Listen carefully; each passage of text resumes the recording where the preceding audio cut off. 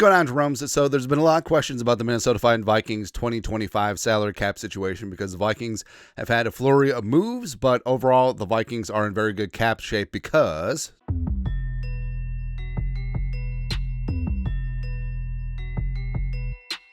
so taking a look at Spot Rack, they do a phenomenal job, them and over the cap. Fantastic, right?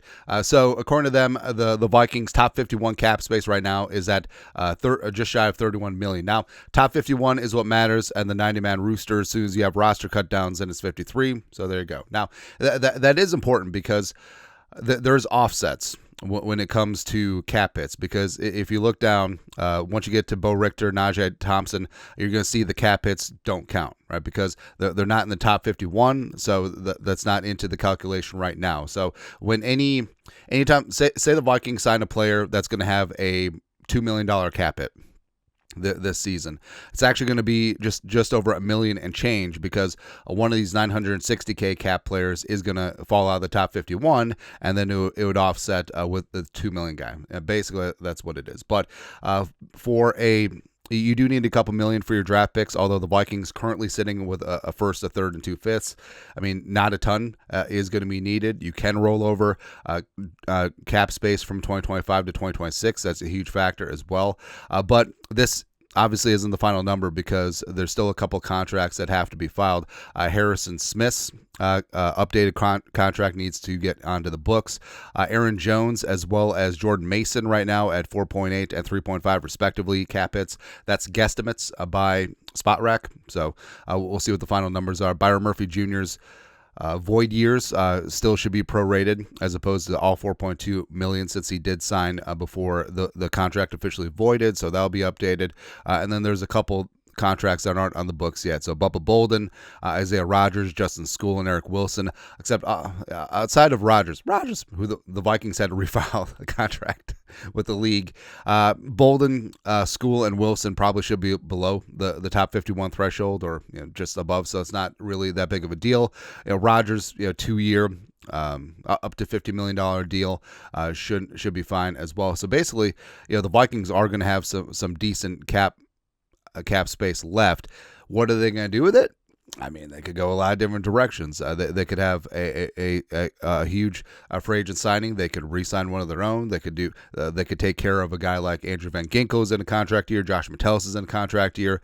Also, I mean, they could restructure O'Neal and Grenard if they want more cap space, etc. But basically, just looking at the new cap hits of the new guys. So Hargrave just under 8.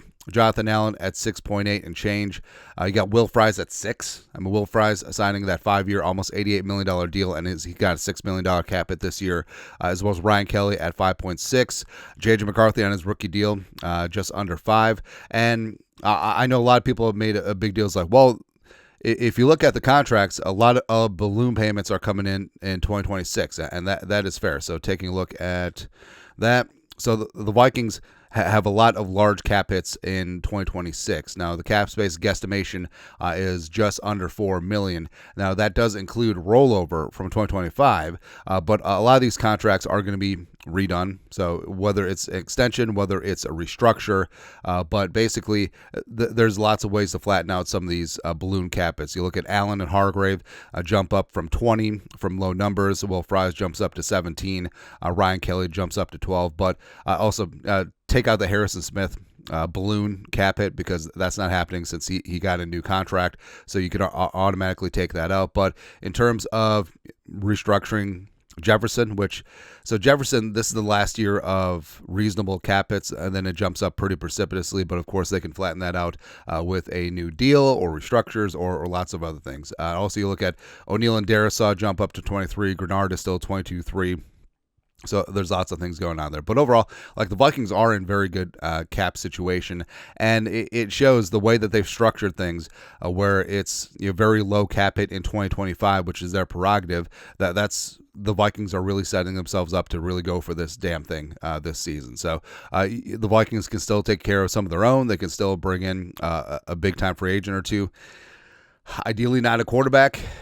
outside of like Jameis Winston or Tannehill or something, just someone for the love of Christ. But overall, Rob Brzezinski, Kwesi were getting after things, and this is what you can do. The Vikings took their medicine last year, took on that $62 million dead in void year cap hits from Kurt and Davenport and Danielle Hunter, and now, I mean, you see what Kwesi has done, doubling down at all positions of need, bringing back Murph. Oh, by the way, Stingley got paid, so that Murph contract looks pretty damn good right now. You know what I mean? But overall, like the Vikings, they got space even after the official contracts. I'll guesstimate the Vikings have about $25 million once Harrison's deal, as well as Isaiah Rodgers gets on the books. But we'll see. Either way, lots of flexibility. Vikings, they might not be done yet. Also, it could be a trade and extend. Sauce Gardner one time. That would be good. Oh, well. Anyways, your thoughts are thoughts. Take a look at the Vikings 2025 salary cap situation right now. Let us know. Comment section. Subscribe for daily Vikings takes. Want to support the work? Put a little something in the Venmo. But till next time, Skol, production value.